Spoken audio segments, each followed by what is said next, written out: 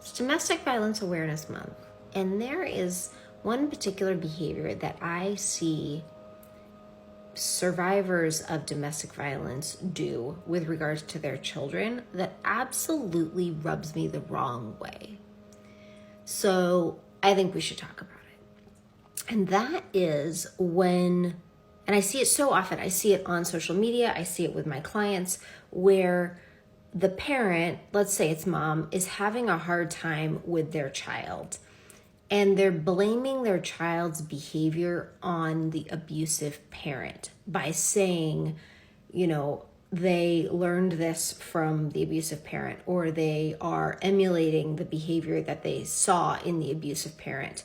And sometimes it can even be that the abusive parent has been out of the picture for many years. Sometimes I saw this morning a mom complaining about a 17-year-old who was treating her very, very disrespectfully. Or in another post I saw very recently, mom was complaining about a toddler that was using really rude, degrading language with her. I've also heard clients complain about, siblings hitting siblings. And what I don't like about it is the attribution of the cause of the behavior to the other parent, even though you might be right. Let's face it, your children are one half you and one half their other parent. So you've got biological stuff going on, and then you've got environmental stuff going on. So between the biology of their other parent, the genetics of the other parent, and then what they've witnessed, yes, it's very possible that some of the behavior that you're seeing was caused by what they saw or their genetic makeup.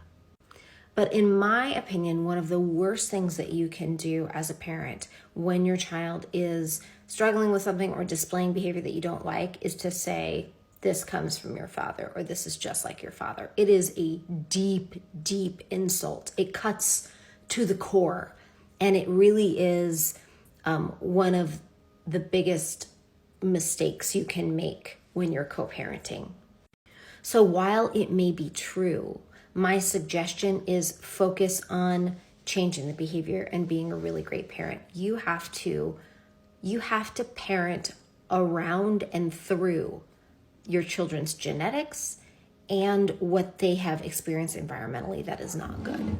And so you almost have to become a counselor, a teacher, a parent, a cheerleader. One of the best things you can do when your child is struggling with something is figure out a way to praise them. Catch them being kind. You have to up your kindness and your respect. And then whenever you get some respect back from your 17-year-old, you have to say, hey, thanks. I really appreciate that. You really are becoming the man of the house. Like something like that. Anytime you can ask your children to rise to a level, they're going to do better. As an example, my kids were playing with one of their cousins, my two brother and sister and a cousin. And what always happens in a group of three is somebody was getting ganged up on. And the youngest was getting ganged up on. And I said to my oldest, I know that you have the leadership skills to work this out. You're the oldest. I trust you. I have faith in you that you can come up with a resolution. Even though there's two goggles and there's 3 kids in the hot tub, I know that you can find a way to influence your cousin and your sister and a way to be fair. What do you think?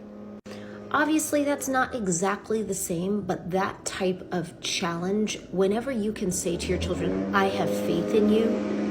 Anyway, that's a little bit rambly. It's my thoughts. What do you all think? Oh, and if you've made it this long, I'm Billy Tarasio, Arizona family law attorney, mom to 4 kids. And on my page, I talk about family law. I own Modern Law in Arizona. If you've got an Arizona family law issue, we would love to help you. You can also submit your questions at the Modern Divorce Support Group on Facebook.